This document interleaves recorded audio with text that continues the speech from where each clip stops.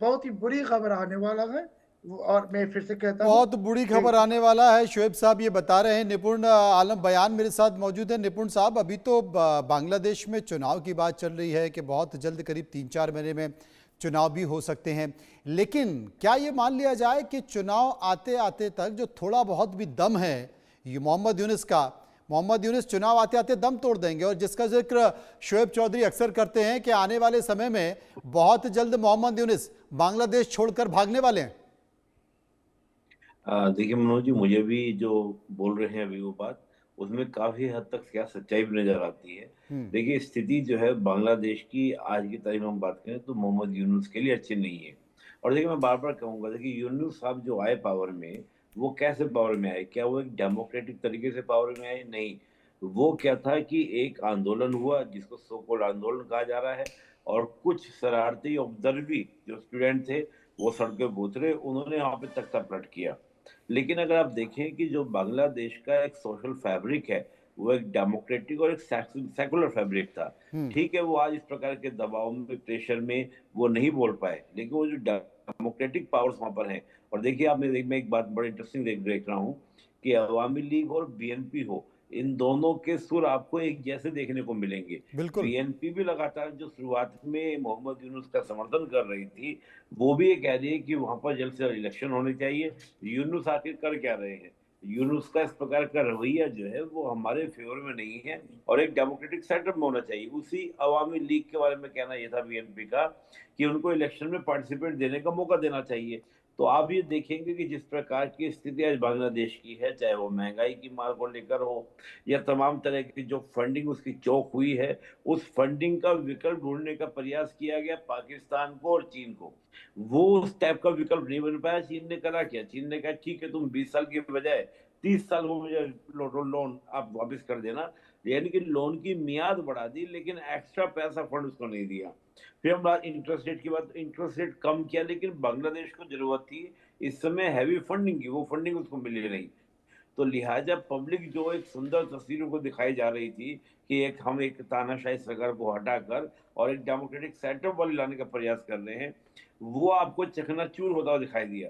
और देखिए, मैं कई बार मनोज जी आपके साथ डिबेट में मैंने बैठा भी, मैं कई बार कहा कि देखिए, बांग्लादेश के अंदर बहुत बड़ी आबादी ऐसी है जो डेमोक्रेटिक सेटअप को स्वीकार करती है, सेकुलर फैब्रिक को स्वीकार करती है, और उसका उस प्रकार का इस्लामिक एजेंडा नहीं है जो इस्लामिक एजेंडा पाकिस्तान का है। और देखिए, उसी इस्लामिक एजेंडे के अगेंस्ट लड़कर तो बंगाली राष्ट्र की जो 1971 में जो फाइट हुई थी, मैं इसको हमेशा बोलता हूं कि वो बंगाली नेशनलिज्म और एक इस्लामिक नेशनलिज्म, उसके बीच की फाइट थी, जिसमें बंगाली नेशनलिज्म क्या जीता था।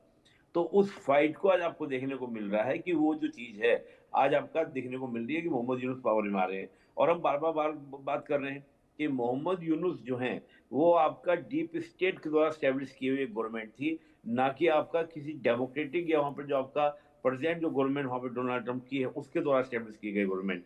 और मैं हमेशा बोलता हूँ कि अमेरिका को भारत ने हमेशा इस बात को समझाया कि अगर बांग्लादेश के अंदर एक डेमोक्रेटिक गवर्नमेंट रहती है तो ये केवल भारत के लिए अच्छा नहीं है, ये अमेरिका के इंटरेस्ट के लिए भी अच्छा है। कि अमेरिका जो अपने इंडो पैसिफिक स्ट्रेटजी लेके चलने का प्रयास करता है, उसके लिए भी बेटर स्थिति है।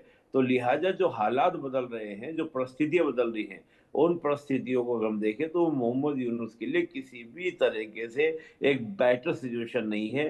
स्थिति 14 फरवरी की डेट अभी जो दे रहे थे, मैं उसको तो मैं कहूंगा, लेकिन हालात बहुत जल्दी बदलेंगे, ये बात निश्चित है। बहुत जिस हालात प्रकार जल्द से वहां पे बदलेंगे। लगातार शोएब प्रदर्शन चौधरी दिख हमारे रहे साथ मौजूद हैं। शोएब साहब, मैं आपसे एक चीज पूछना चाहता हूं, क्या अब भी मोहम्मद यूनुस के तेवर ढीले हुए हैं या नहीं हुए?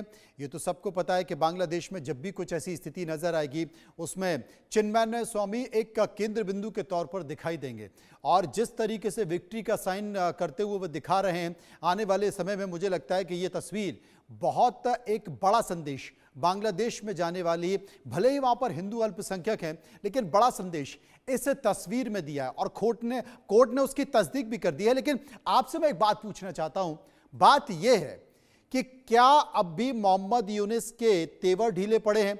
क्योंकि ये भी जानकारी मिल रही थी, क्योंकि मोहम्मद यूनुस की सरकार ने एक संकेत दे दिया है कि 1971 के युद्ध की चर्चा कोई ना करे, 1971 के युद्ध की नेगेटिविटी पर कोई बात ना करे, 1971 युद्ध में भारत ने क्या उपस्थिति दर्ज की उसकी कोई चर्चा ना करे। आखिर क्या कहना चाहते हैं वो? मनोज भाई देखिए, जैसे कि निपुण भाई ने बताया कि यूनुस की हुकूमत, यूनुस एक कठपुतली है डीप स्टेट की और पाकिस्तान है आईएसआई की। और अभी बांग्लादेश में जो कुछ हो रहा है ये सब के पीछे पाकिस्तान है आईएसआई है। और यूनुस चाहते हैं कि पाकिस्तानी ने जो हमारे 30 लाख लोगों को मार दिया 1971 में, 3-4 लाख माँ बहनी की इज्जत लूटा, और जो भारत ने हम बांग्लादेश बंगाली को मदद की ये जंग जीतने में, और भारत की बहुत हजारों वीर ने जो उनके लाइफ को सेक्रीफाइस की हमारे इंडिपेंडेंस के लिए। तो ये कुछ भी चीज सिर से न्यू जनरेशन के सामने नहीं आई। और यूनुस ने भी जब सितंबर में वो गए थे न्यूयॉर्क में यूनाइटेड नेशंस के सेशन में ज्वाइन करने के लिए, उस वक्त उसको क्लिंटन ग्लोबल इनिशिएटिव ने जो एक संबर्धना दी, वहां उसने कहा कि इसके जो जंग जिहादी जो लड़कों हैं, छात्र आप जिसको कहते हैं, ये लोगों ने डिलीट बटन प्रेस कर दी और बांग्लादेश की इतिहास डिलीट हो रहा है। माने ये यूनुस तो खुद बांग्लादेश की 1971 वॉर में ज्वाइन नहीं किया, पार्टिसिपेट नहीं किया, वो अमेरिका में थे। और हमारे खबर से उस वक्त यूनुस के साथ जो पाकिस्तान की एम्बेसी है अमेरिका में, उसके बहुत गहरा दोस्ती थे, रिश्ता थे। सो यूनुस खुद एक हमारे जो स्वाधीनता के खिलाफ एक लोग है, ये पाकिस्तानी है असल से, दिल से वो पाकिस्तानी है। और ये पाकिस्तान की जो अत्याचार की और 30 लाख लोगों को मारने की, 3-4 लाख माँ बहन की इज्जत लूटने की जो जो जो जो चीज है हमारे लिबरेशन वॉर की। और ये भी नहीं, 1952 में 1952 में बंगाली जो एक भाषा के लिए आंदोलन किया, जब जिन्ना ने कहा था कि बंगाली का भाषा भी उर्दू होगा, सो बंगाली ने रिवोल्ट किया और 1952 में हमारे भाषा आंदोलन हुआ, जो अभी international day of mother language 21 फरवरी। सो ये भाषा आंदोलन, हमारे जो स्वाधीनता संग्राम, ये सब जी। चीज हमारे जो स्टेट ब्रॉडकास्ट नेटवर्क है इसमें नहीं दिखाए और आर्काइव से ये सब डिलीट कर दे। इसके कोशिश यूनुस और उसके जो गुरु है या उसके जो आका है पाकिस्तानी आईएसआई, ये कुल सब मिलाकर कोशिश कर रहे हैं। अगर कहा मगर जाए तो कट्टरपंथ के संकेत लगातार वो दे रहे हैं, कट्टरपंथियों को खुश करने की कोशिश कर रहे हैं, जमात को खुश करने की कोशिश कर रहे हैं, लेकिन इस चक्कर में वो घिरते जा रहे हैं। और घिरने का परिणाम ये है कि जो कभी उनका साथ दे रहे थे वो धीरे धीरे अलग हो रहे हैं।